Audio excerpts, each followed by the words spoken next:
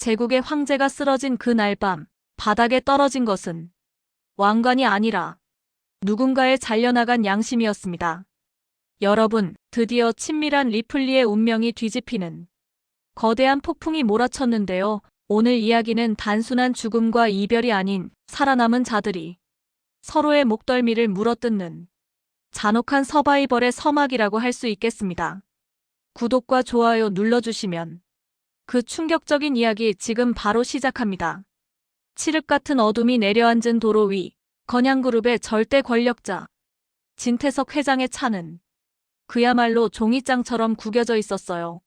매캐한 연기와 비릿한 혈양이 진동하는 그 참혹한 현장에 가장 먼저 도착한 건 구급대가 아니었습니다.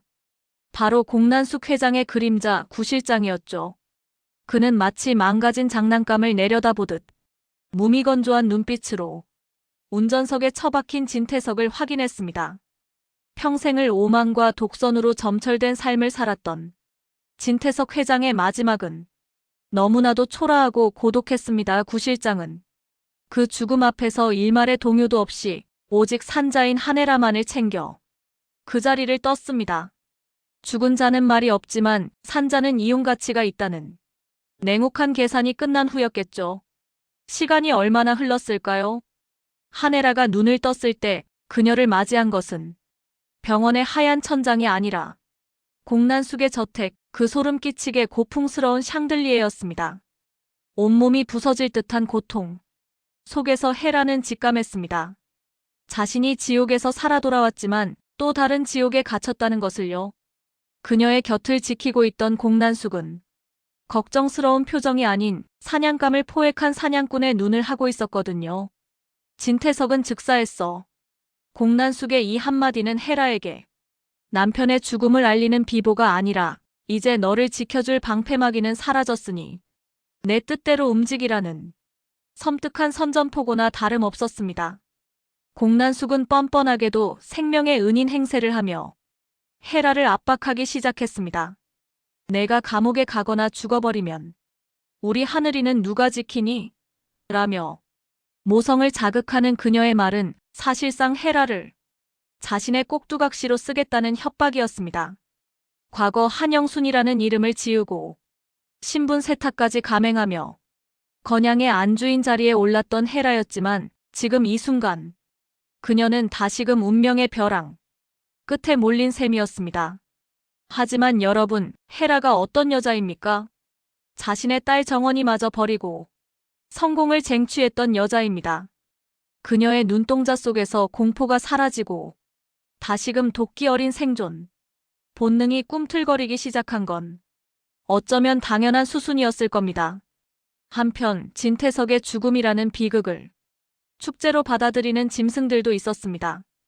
건양그룹 별채의 은밀한 방, 그곳에는 진세훈과 주영채가 탐욕스러운 웃음을 흘리고 있었는데요. 아버지 진태석에 대한 반항심으로 삐딱하게 살아왔던 진세훈에게 아버지의 죽음은 슬픔이 아닌 기회였습니다. 그는 마치 기다렸다는 듯 검찰에 전화를 걸어 아버지의 비자금 장부와 주하늘이 연루된 주가 조작 증거를 넘겼습니다. 진짜 범죄자들은 살아있다며 정의를 운운했지만 그 속내는 경쟁자들을 제거하고 건양을 통째로 삼키려는 더러운 야망뿐이었죠. 그 옆에 앉아있는 주영채 또한 마찬가지였습니다. 정원의 인생을 뺏고도 모자라 이제는 건양그룹이라는 거대한 왕국을 차지하려는 그녀의 눈은 욕망으로 번들거리고 있었어요. 이번에 실수하면 끝이야. 물어뜯어야지. 썩은 고기라도. 진세훈이 광기 어린 말에 동조하며 손톱을 물어뜯는 영채의 모습은 물질적 풍요 속에서도 채워지지 않는 정신적 결핍을 가진 괴물의 전형을 보여주고 있었습니다. 그들은 아버지가 죽고 어머니가 위기에 처한 이 상황을 자신들의 세상이 올 신호탄이라 믿으며 샴페인을 터뜨리고 있었던 겁니다. 정말 소름 끼치는 커플 아닙니까? 하지만 건양의 모든 곳이 타락한 것은 아니었습니다. 진태석의 서재, 주인을 잃고 황량해진 그곳에는 진세미가 홀로 서 있었습니다. 아버지가 자신을 납치하고 죽이려 했던 끔찍한 기억과 어린 시절 자신을 안아주던 따뜻한 기억이 뒤섞여 세미를 괴롭히고 있었죠. 아빠 허공에 흩어지는 그녀의 목소리에는 애증이 짙게 묻어 있었습니다. 비혼주의를 외치며 쿨한 척 살았지만 사실 그 누구보다 가족의 사랑을 갈구했던 세미에게 아버지의 죽음은 세상이 무너지는 충격이었을 겁니다. 텅 빈 서재에서 짐승처럼 울부짖는 세미의 모습은 권력 다툼 속에서 희생되는 순수한 영혼의 비명을 대변하는 듯해 가슴이 너무나 아팠습니다. 장례식장의 풍경은 더욱 비참했습니다. 평소 진태석 회장 앞에서는 고개를 숙이던 재계의 거물들은 코빼기도 비치지 않았고 텅 빈 빈소에는 정막만이 감돌고 있었죠. 이것이 바로 권력의 허무한 민낯이었습니다. 상주 자리를 지키는 헤라와 정원의 표정은 굳어 있었고 그들을 찾아온 조문객은 뜻밖의 인물이었습니다. 바로 차기범의 아내 조미양이었죠.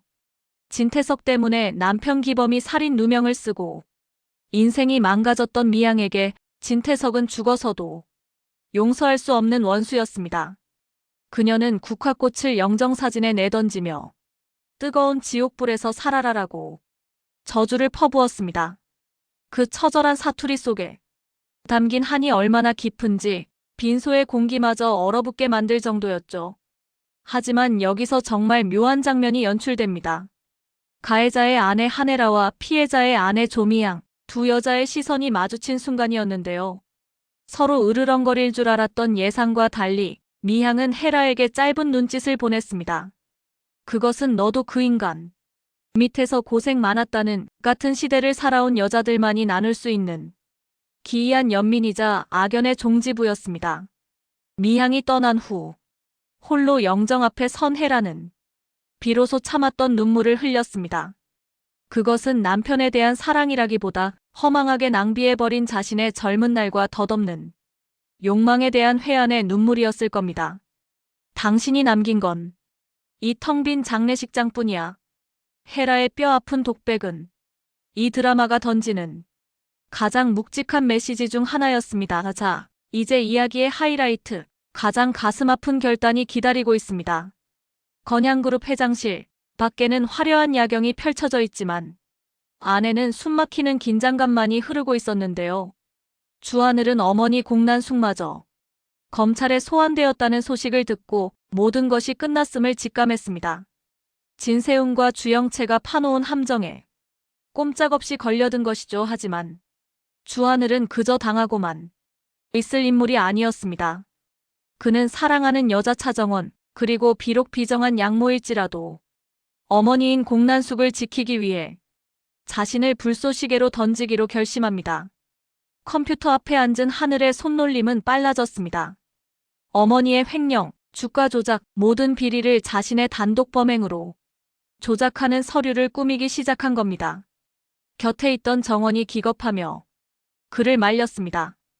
왜 하늘 씨가 다 뒤집어 쓰려고 해요? 이건 어머니 죄잖아요. 정원의 절규에도 하늘은 멈추지 않았습니다. 그는 알고 있었습니다. 어머니 공난숙이 무너지면 정원과 세미, 그리고 건양그룹 전체가 진세훈과 주영채라는 하이에나들에게 갈기갈기 찢길 것이라는 사실을요. 내가 안고 가야 당신이 살아요. 하늘의 이 한마디는 복수를 위해 치밀하게 살아온 전략가가 아닌 사랑을 위해 모든 것을 버리는 순정남의 진심이었습니다. 엔터키를 누르는 순간 되돌릴 수 없는 강을 건넌 두 사람은 복도로 나왔습니다. 길게 뻗은 복도를 걷는 두 사람의 발걸음 소리가 마치 심장 박동처럼 울렸습니다.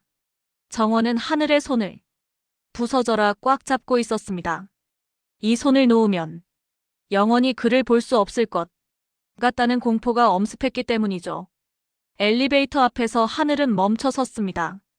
그리고 정원의 헝클어진 머리카락을 넘겨주며 세상에서 가장 슬픈 미소를 지어 보였습니다. 울지 마요. 당신 우는 거 보고 가면 내가 어떻게 견디겠어요. 담담한 척하는 그의 목소리가 오히려 정원의 가슴을 후벼 팠습니다. 1층 로비, 회전문이 열리자 기다리고 있던 것은 차가운 수갑이었습니다. 형사들이 하늘을 에워쌌고 미란다 원칙이 건조하게 울려 퍼졌습니다. 주하늘 씨를 긴급 체포합니다. 철컥 수갑이 채워지는 그 금속성 소리는 마치 단두대의 칼날이 떨어지는 소리처럼 섬뜩했습니다. 하늘은 마지막으로 뒤를 돌아 정원을 바라보았습니다. 입모양으로 괜찮다고 말하는 그의 눈빛은 흔들림이 없었지만 그 뒷모습을 바라보는 정원은 주저앉을 뻔했습니다. 하지만 여러분, 여기서부터가 진짜 반전의 시작입니다. 멀어지는 하늘의 등을 보며 오열하던 차정원의 표정이 서서히 변하기 시작했습니다. 눈물이 멈추고 슬픔으로 일그러졌던 얼굴이 차갑게 굳어가더니 그 눈동자에 서늘한 도끼가 차오르기 시작한 겁니다. 그녀는 더 이상 버림받은 상처에 우는 약한 여자가 아니었습니다. 자신을 위해 희생한 남자를 감옥으로 보낸 지금 정원은 각성했습니다. 그녀의 혈관 속에 흐르는 하네라의 피, 그 질긴 생존 본능과 도끼가 깨어난 것입니다. 입술을 깨물어 피를 내며 정원은 다짐했습니다. 기다려요. 하늘씨 진세훈, 주영채 내 손으로 다 무너뜨리고 반드시 당신 구해낼 테니까.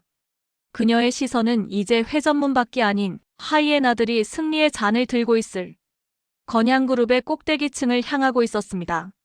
사랑하는 사람을 지키기 위해, 빼앗긴 것을 되찾기 위해 차정원은 이제 방패가 아닌 칼을 들기로 결심한 것입니다. 마치 복수의 화신처럼 변해버린 그녀의 눈빛은 앞으로 펼쳐질 피비린내. 나는 전쟁을 예고하고 있었습니다. 과연 정원은 진세훈과 주영채의 탐욕을 부수고 감옥에 갇힌 하늘을 구해낼 수 있을까요? 그리고 자신의 생모인 헤라와 손을 잡고 건양의 진정한 주인이 될 수 있을까요? 모든 것이 무너진 폐허 위에서 비로소 진짜 싸움이 시작되었습니다. 슬픔을 땔감 삼아 타오르기 시작한 차정원의 복수극, 이제부터가 진짜 친밀한 리플리입니다.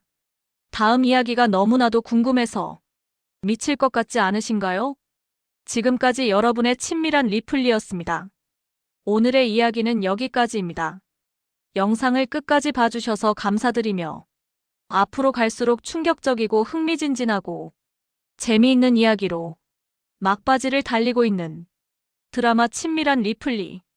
다음 이야기도 궁금하실 텐데요. 구독, 좋아요, 알림 설정까지 해주시면 편하게 찾아오실 수 있습니다. 이번 영상 다들 어떻게 보셨는지 댓글로 남겨주시면 더 좋은 영상을 만드는데 힘을 보태겠습니다. 여러분의 구독과 좋아요는 더 좋은 이야기로 영상을 들려드리는데 큰 힘이 됩니다. 다음 편에서 뵙겠습니다.